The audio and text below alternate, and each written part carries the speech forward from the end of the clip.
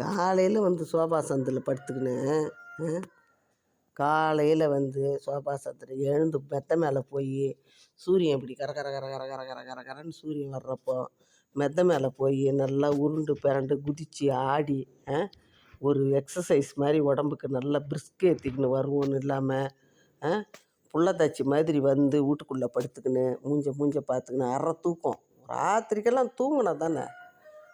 ராத்திரிக்கெல்லாம் மாடி மேலே போய் ஒரே அமுக்கலாம்.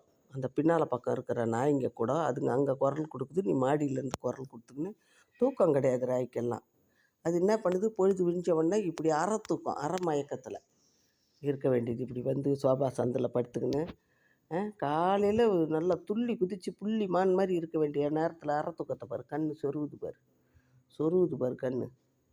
தோட பகல் ஃபுல்லாக தூங்கி கிடக்க வேண்டியது 2-3 மணி வரைக்கும் தூக்கம். பார்த்தியா கோட்டு வாங்க பாரு தூக்கம். ராத்திரியில் வீட்டை காவல் காக்கிற அது கரெக்டு தான். உன் வேலை